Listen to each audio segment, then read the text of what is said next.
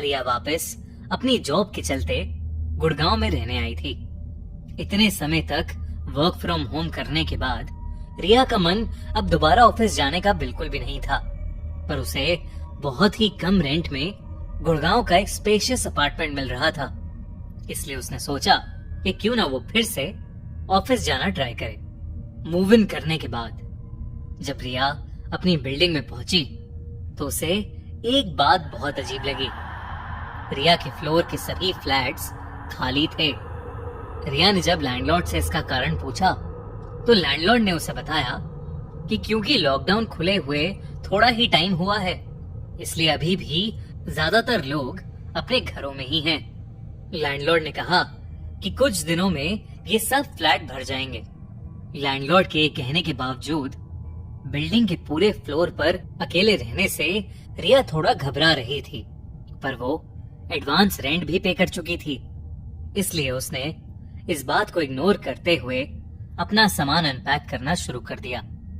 रिया का घर already furnished था और ऑफिस खुलने में अभी 2 दिन और थे, इसलिए रिया ने घर को थोड़ा रीडेकोरेट करने का सोचा।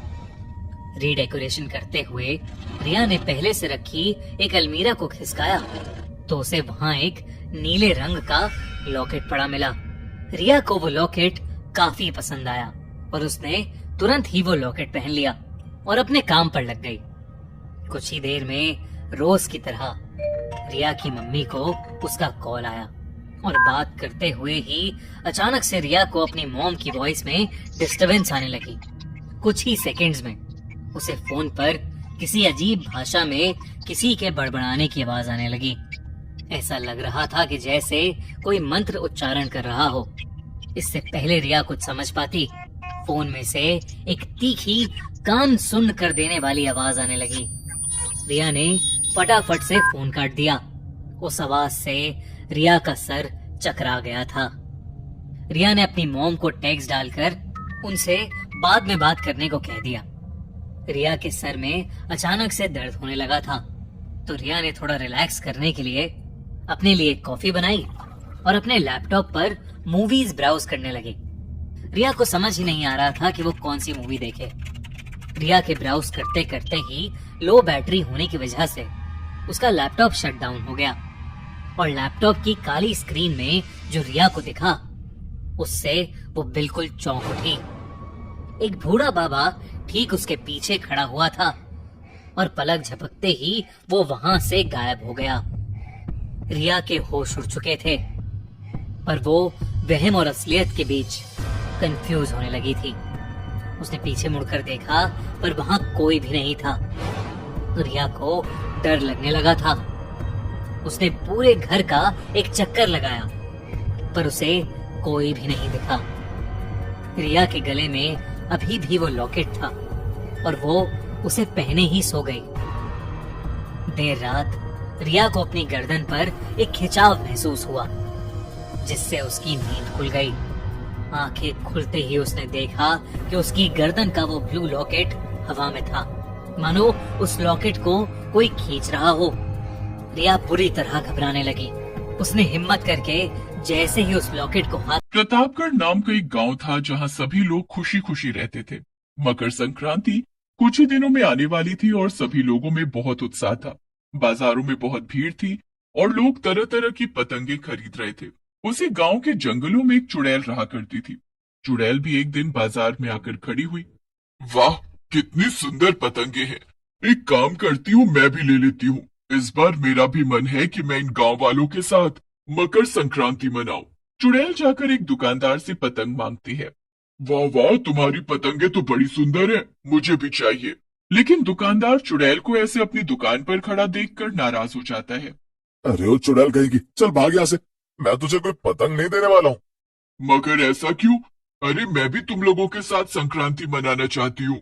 कितना मजा आएगा ना, सोचो। तभी वहाँ पर एक आदमी जो खड़ा होकर पतंगे खरीद रहा था वो चुड़ैल से कहता है। ओहो, देखो तो जरा इस चुड़ैल को, बढ़िया है हमारे साथ त्योहार मनाने वाली। जा जाके भूतों के साथ मना त्योहार। खबरदार जो तुम मकर संक्रांति के दिन गांव के आसपास भी दिखाई दी तो। हाँ, और अगर दिख गई तो तुझे किसी तांत्रिक बाबा के हवाले कर देंगे, समझी। उसके बाद तेरे सारे त्योहार तांत्रिक के साथ ही मनेंगे। तुम लोगों ने ये ठीक नहीं किया। अब अच्छा नहीं होगा। अगर मैं त्योहार नहीं मनाऊंगी तो किसी को भी नहीं मनाने दूंगी। मेरी ये बात याद रखना। इतना कहकर वो चुड़ैल वहां से गुस्से में वापस चली जाती है और एक पेड़ पर बैठकर सोचने लगती है। मैं तो इन सब के साथ मिलकर त्योहार मनाना चाहती थी, लेकिन मेरी इतनी बेइज्जती करके इन लोगों ने खुद अपनी मौत को बुलावा दे दिया है। चुड़ैल ये तय कर लेती है कि वो अब किसी को भी मकर संक्रांति मनाने नहीं देगी। वो ये सोचकर कुछ पतंगे बनाने में जुट जाती है। अगले दिन गांव में वर्षा नाम की एक औरत जब सुबह सुबह अपने घर की छत पर जाती है तो उसे वहां एक पतंग गिरी हुई दिखाई देती है। अरे ये क्या? ये तो किसी की पतंग है जो शायद कटकर हमारे घर में गिर गई है। इसे उठाकर कूड़े में फेंक देती हूँ। वैसे दिखने में है तो ये बहुत सुंदर। जिसकी भी होगी वो जरूर इसे ढूंढ रहा होगा। खैर मुझे क्या। वर्षा जैसे ही पतंग को फेंकने के लिए उठाती है, उस पतंग का मांझा वर्षा के गले से लिपट जाता है और वर्षा का दम घुटने लगता है। अरे बचाओ बचाओ, कोई मुझे इस पतंग से बचाओ। ये मेरा गला दबा रही है। अजी सुनते हो? कहाँ हो? वर्षा की आवाज सुनकर उसका पति भागा भागा वहां आता है। अरे क्या हुआ वर्षा, ये तुमने पतंग क्यों पकड़ रखी है?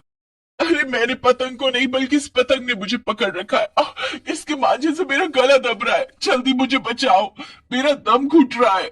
वर्षा का पति मांझे को निकालने की बहुत कोशिश करता है, लेकिन पतंग वर्षा से अलग नहीं होती है और वर्षा का गला दबने की वजह से उसकी मौत हो जाती है।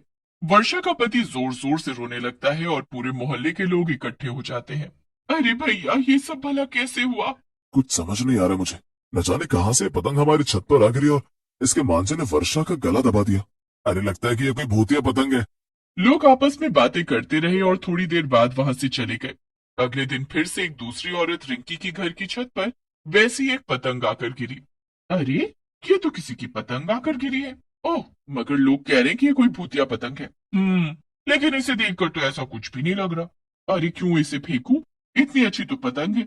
अभी बाजार लेने जाऊंगी तो 150 रुपए बर्बाद होंगे। यही उठाकर बंटी को उड़ाने के लिए दे देती हूँ। वो भी खुश हो जाएगा और मेरे पैसे भी बच जाएंगे। रिंकी लालच में आकर पतंग को उठा लेती है और वर्षा की तरह ही पतंग का मांझा रिंकी का भी गला पकड़ लेता है। बचाओ बचाओ, कोई मुझे बचाओ। रिंकी दर्द से तड़पने लगती है और उसकी भी वर्षा की तरह ही मौत हो जाती है। अब सारे गांव में दहशत फैल गई थी कि कोई भूतिया पतंगे उड़ा रहा है। लोगों ने डर के मारे पतंगे खरीदनी भी बंद कर दी और कोई भी बच्चा छत पर पतंग उड़ाने नहीं जा रहा था। बाजारों में एकदम सन्नाटा छा गया था। ये सब होने से वो पतंग बेचने वाला दुकानदार बेहद परेशान हो जाता है, क्योंकि उसकी एक भी पतंग नहीं बिक रही थी। वो दुकानदार रास्ते में जा रहे एक आदमी को रोककर उससे पूछता है। क्या हुआ भैया, कोई पतंग खरीदने क्यों नहीं आ रहा है? अरे क्या तुम्हें नहीं पता, सारे गांव में भूतिया पतंगे घूम रही है। कोई भी पतंग उड़ाने की हिम्मत नहीं कर रहा है। सब अपने घरों में कैद है, यहाँ तक कि लोग अपने ही घर की छत। क्या भूतिया पतंग?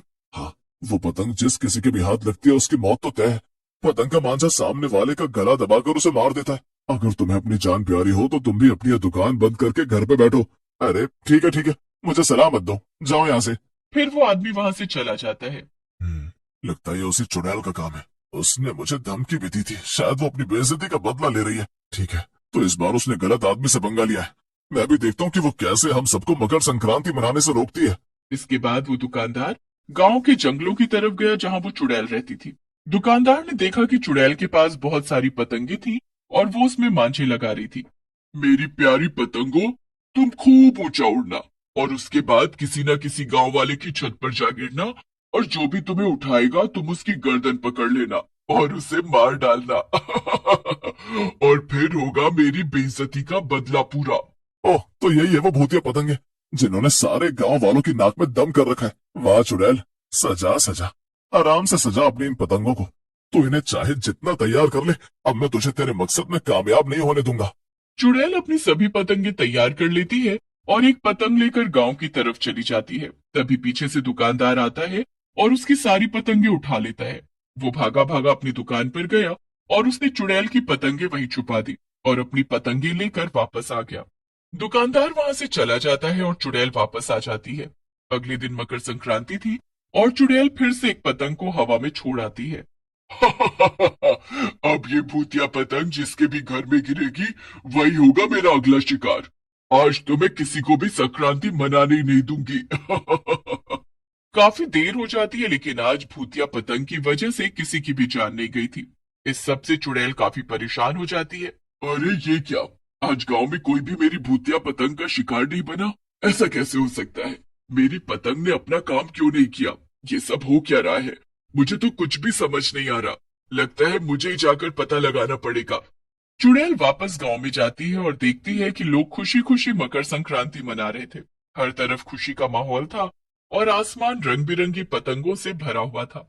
लोग तिल गुड़ के लड्डू भी खा रहे थे। ये सब देखकर चुड़ैल काफी परेशान हो गई। ये सब क्या हो रहा है? मेरा वार खाली कैसे चला गया?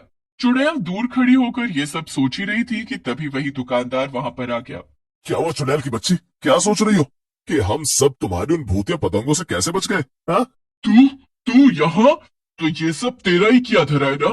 तूने मेरा सारा खेल बिगाड़ा है ना? हाँ हाँ, बिल्कुल सही पहचाना तूने चुड़ैल कहीं की। ये सब मैंने किया। मैंने ही इन सब गांव वालों को तेरी भूतिया पतंगों से बचाया।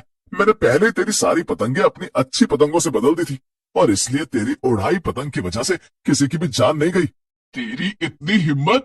मैं तुझे छोड़ूंगी नहीं। रुक, अभी बताती हूँ तुझे। मैं तुझे जान से मार डालूंगी। चुड़ैल दुकानदार को मारने के लिए आगे बढ़ती है, लेकिन तभी कुछ गांव वाले मिलकर चुड़ैल को पकड़ लेते हैं। हटो, छोड़ो मुझे, हटो, मैं तुम सबको मार डालूंगी। दुकानदार एक बड़ी सी पतंग लेकर आता है और सभी गांव वाले चुड़ैल को उसी में बांध देते हैं। ये क्या, इतनी बड़ी पतंग? तुम लोग क्या करने वाले हो? अरे तुझे ही तो हमारे साथ संक्रांति मनानी थी ना, तो बच्चे से मना। तो इस पतंग के साथ आराम से हवा में गोता खा और ऊपर जाकर हमारी बाकी पतंगों से भी मिलना। फिर सभी मिलकर चुड़ैल को पतंग के साथ हवा में उड़ा देते हैं। बचाओ, बचाओ, मुझे माफ कर दो। मैं अब दोबारा ऐसा कभी नहीं करूंगी। मुझसे गलतियां हो गई। माफ कर दो मुझे नीचे उतार दो प्लीज। चुड़ैल अपनी गलती की माफी मांगती रहती है, लेकिन कोई भी उसे नीचे नहीं उतारता है।